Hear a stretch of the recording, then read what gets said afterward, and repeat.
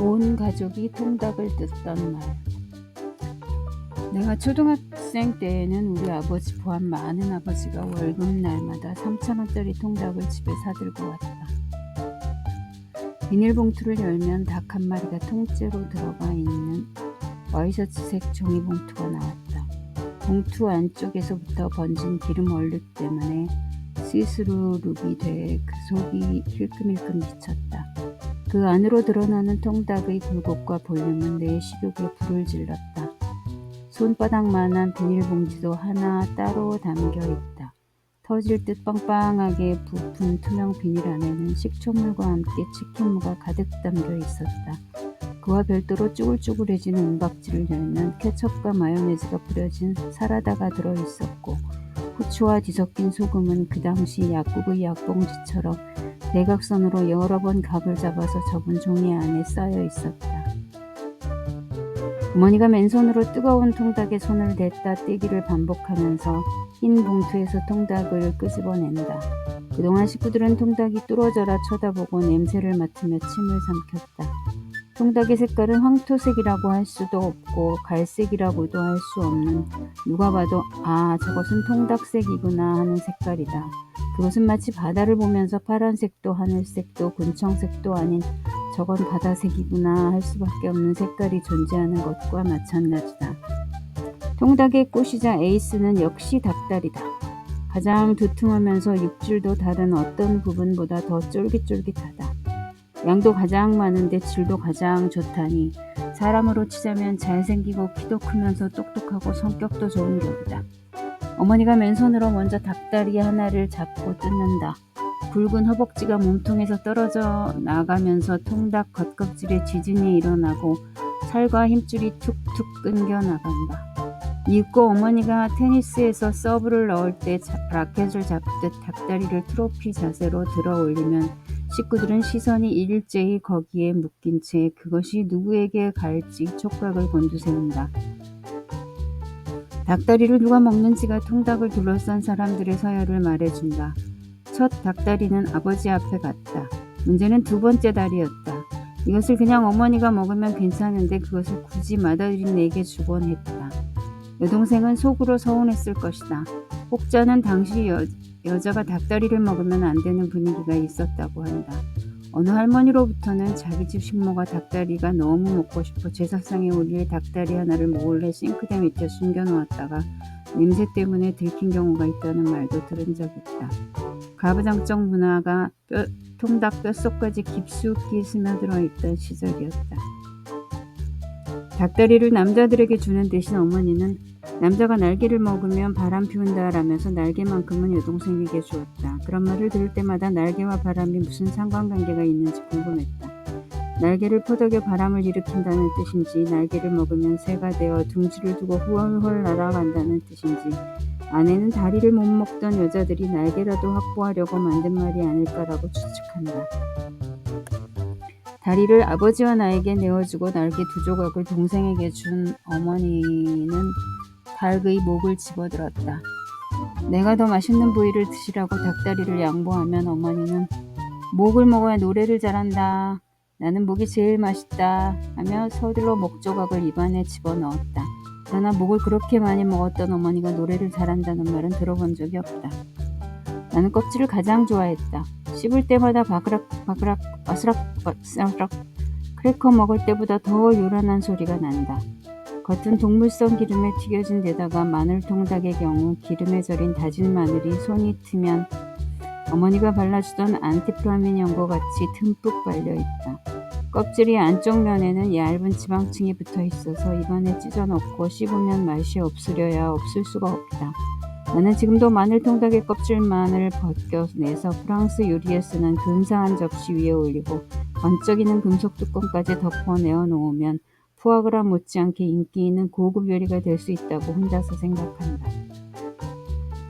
1980년대 중반 등장한 멕시칸 양념 통닭은 마치 가요계에 혜성같이 등장한 서태지와 아이들처럼 선풍적 인기를 불러일으켰다.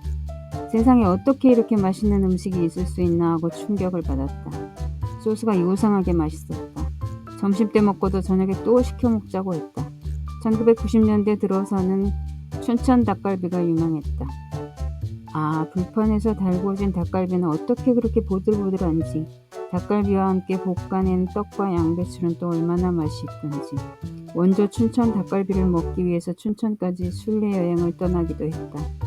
2000년대에는 안동찜닭이 제법 인기를 얻었다. 어릴 적부터 큰 집에 제사를 지내러 가면 먹던 검정색 찜닭. 제사 음식이라 검정색인 줄 알았었다. 유행하니까 느낌이 조금 이상하긴 했다. 그렇게 닭의 유행은 바뀌어도 처음 맛본 옛날 통닭에 대한 충성심은 변하지 않았다. 집구석에 통닭 한번 사들고 온 적이 없어요. 특별한 사이가 아니라도 같이 밥을 한 끼 먹을 수는 있다. 심지어 어쩌다가 함께 술자리를 같이 할 수도 있다. 그러나 가만히 생각해보면 아무하고나 통닭 한 마리를 같이 먹지는 않는다. 50대 주부 A가 제기한 이혼 소송을 재판하면서 새삼 깨달은 사실이다. A는 큰아이가 잡히고 둘째 아이는 뇌성마비였다. 시집 올 때부터 계속해서 시부모를 모시고 살았다. 시집을 안 간 시누이도 함께 살았다. 시누이는 종종 입원해야 할 정도로 심한 우울증이 있었다. 여기까지만 들어도 누구든 A의 시집살이가 여간 힘들지 않았으리라 짐작하게 될 것이다. 그러나 남편 B는 집이 부자라서 경제적으로 풍족한데 A가 대체 왜 힘들다고 하는지 모르겠다는 입장이었다. 가정에 아무런 문제가 없다고 했다. B가 그런 말을 하는 것을 보고 남편이 전혀 소통이 안 되는 사람이라는 A의 말을 이해할 수 있었다.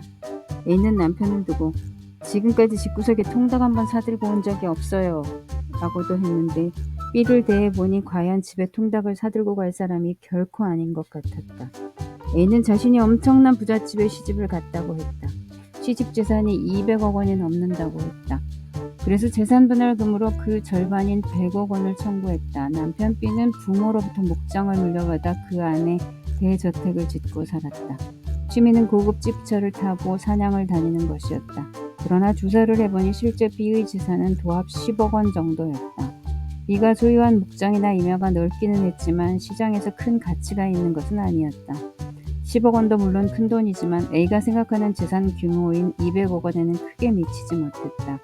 그러나 A는 B의 재산조회 결과를 보고도 믿지 않았다. 필시 B가 어딘가에 대부분의 재산을 숨겨놓았다고 믿고 있었다. 200억 원과 10억 원의 차이는 결코 적지 않다. 이러한 인식과 현실의 괴리가 A의 이혼 청구권을 위태롭게 만들어 놓았다. 예컨대 A는 B에게 아이들의 특수교육비로 실은 월 200만 원을 지불하면서 월 700만 원을 지불한다고 속였다. 그리고 차액 월 500만 원은 5년에 걸쳐 C라는 40대 후반 여성에게 갖다 주었다. C에게 몰래 준 금액이 도합 3억 원이 훌쩍 넘었다. 한때 카톨릭 수녀였다는 C는 남편 B와는 달리 A의 고민을 성의 있게 들어주었다. C는 자신에게 기부를 많이 해야 A의 아이들의 병이 낫는다고 했다. A는 이혼을 해서 재산분할금으로 100억 원을 받으면 그 돈으로 C와 함께 서로 마음을 위로해야 하면서 살 예정이라고 했다. A의 말을 듣다 보면 C가 사이비 교주 같다는 생각이 들었다. 그러나 A는 C가 소통이 너무 잘 되고 세상에서 자신을 가장 잘 이해해주는 따뜻한 사람이라고 했다. 한편 B는 이혼당할 이유가 하나도 없다고 맞섰다. 자신이 외도를 한 것도 아니고 폭력을 행사한 적도 없고 생활비를 안 준 적도 없는데 왜 이혼을 당해야 하느냐고 반문했다. 오히려 A에게 잘못이 더 많다고 지적했다. 이상한 여자인 C에게 낚여서 통장에 있는 현찰의 대부분을 빼돌리는 바람에 이제 자기는 부동산을 빼면 빈털터리가 되었다고 했다. A에게 분노조절 장애가 있어 화가 나면 벽돌로 차 유리, 집 거실 유리를 다 깨트려 놓곤 하고 심지어 얼마 전에는 자기 얼굴도 내리찍었다면서 휴대폰으로 찍은 사진을 보여주었다. 휴대폰에는 과연 관자놀이부터 피가 줄줄 흘러내리는 B의 사진이 있었다. 그 사진을 보고 A는 자기가 벽돌로 B의 얼굴을 내리쳤다는 사실을 부인하지 않았다. 단지 B가 너무 소통이 되지 않아 답답함이 폭발했다고 말할 뿐이었다. 우리나라 대부분은 이혼을 인정하는 데 있어서 파탄주의가 아니라 유책주의를 취한다. 쉽게 말해서 파탄주의는 두 사람 사이가 극도로 나빠지면 그 자체로 이혼을 허용하는 것이다. 유책주의는 파탄에 책임이 있는 사람만 이혼을 당할 수 있도록 하는 것이다. 다시 말해서 파탄에 잘못이 없거나 상대적으로 적은 사람이 책임이 더 많은 사람을 상대로 이혼을 청구할 수 있고, 반대로 책임이 큰 사람이 책임이 없거나 적은 사람을 상대로 이혼 청구를 하는 것은 허용되지 않는다. A와 B의 경우에는 객관적으로 확실하게 드러난 증거만 놓고 따지자면 부부가 모은 재산을 몰래 빼돌리고 벽돌로 B의 얼굴을 내리쳐서 상해를 가한 A의 책임이 더 컸다. B에게도 상대에 대한 공감 능력이나 소통 능력이 부족하다는 문제점이 있지만 그것은 재산을 빼돌리거나 상해를 가한 사실에 비해서 객관적으로 입증하기 어려운 사실이다. 게다가 소통은 개념상 쌍방향적인 것이라 두 사람 중 어느 한쪽에게만 책임이 있다고 말하기도 곤란하다. 따라서 법적으로 원고인 A의 이혼 청구가 기각될 가능성이 높은 사건이었다. 그러나 아무리 봐도 두 사람이 앞으로 함께 행복하게 살기는 어려울 것 같았다. 이 가족이 통닭을 함께 먹는 장면이 도무지 그려지지 않았기 때문이다. 나는 두 사람에게 합의 이혼을 권유했다. 두 사람의 전 재산 10억 원을 절반씩 나누는 조건이었다. 그러나 이 말에 A도 B도 펄쩍 뛰었다. A는 이혼하겠다. B는 이혼할 수 없다는 말만 반복했다. 나는 결국 이혼 청구를 기각한다는 판결을 내릴 수밖에 없었다. 아마 어떤 사람들은 이혼하러 온 부부를 판사가 감동적으로 화해시키고 두 사람이 행복하게 살도록 만드는 미담을 막연하게 기대하는지도 모르겠다. 그러나 재판 과정에서 판사가 당사자들을 서너 번 만나 수십 년간 쌓인 부부 문제를 해결하는 것은 불가능에 가깝다. 두 사람이 헤어지는 과정에서 상처를 최소화시켜주는 것만으로도 아주 성공적인 재판이다. 나는 가정법원 판사가 불치병 환자를 수술하는 외과 의사가 아니라 고통을 덜 받고 사망하도록 도와주는 호스피스에 가깝다고 생각한다. 판결을 선고하던 날 A와 B가 모두 법정에 출석했다. 내가 이혼 청구를 기각한다는 판결을 선고하자 A는 망연자실한 표정으로 잠시 앉아있더니 펑펑 울기 시작했다. 반면 B는 화색을 감추지 못하며 일어섰다. 저렇게 입장이 다른 두 사람에게 헤어지라고 하지 못하고 같이 살라고 판결하는 마음이 여간 불편한 것이 아니었다. 결혼도 계약이다. 쉽게 벗어날 수 없는 계약. 이혼을 원하는 쪽은 어떻게 결혼이라는 제도가 이렇게 비인간적으로 사람을 평생 구속하면서 사랑을 강요할 수 있느냐. 사랑은 계약으로 강제할 수 있는 성질의 것이 아니라며 납득할 수 없어 한다. 그러나 이혼을 원치 않는 쪽은 결혼은 단순히 물건을 사고 파는 계약보다 훨씬 더 강력하게 서로를 구속해야 한다고 생각한다. 아이들을 보호하기 위해서라도 더더욱 그런 구속이 싫으면 결혼하지 않고 연애만 하며 지냈어야 한다고 보는 것이다. 내 사랑 치콜. 우리 아이들은 통닭을 몇 조각 먹는 듯 하더니 3분의 1을 남겼다. 내가 어릴 때에는 상상도 못할 일이다. 이런 생각을 하는 것 자체가 나도 늑다리 꼰대가 되어간다는 뜻이다. 대신 아이들은 콜라를 물처럼 마신다. 내가 어릴 때에는 콜라가 몸에 나쁘다고 해서 잘 먹지 않았다.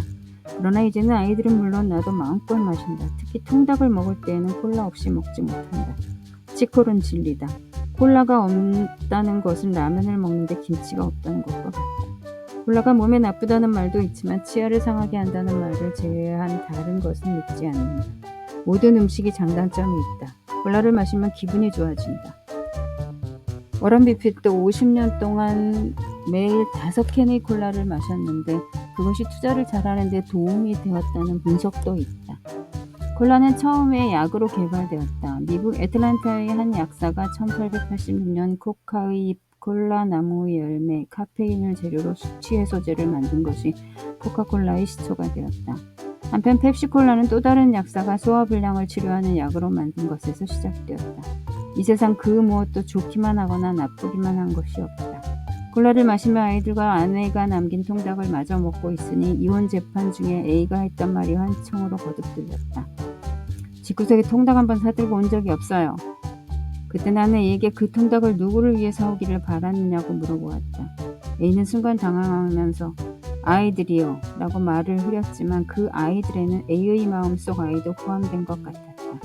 A가 어릴 때 A의 아버지가 집에 통닭을 자주 사왔는지 궁금했지만 굳이 묻지는 않았다. 그건 판사의 권한 밖이니까. 아버지가 통닭을 자주 사왔기에 그러지 않은 B가 비교됐을 수도 있다. 아니면 친구 아버지들과 달리 자기 아버지가 통닭을 사오지 않았기 때문에 B에게 아버지에 대한 원망을 투사했을 수도 있겠다. 그런 생각을 하면서 닭의 목을 싹 먹어치웠다. 혼자서 사랑과 평화의 한동안 뜸했었지를 흥얼거리면서 한동안 뜸했었지. 웬일일까 궁금했었지. 그런데 달그이 목을 다 먹어도 내 노래는 여전히 별로네.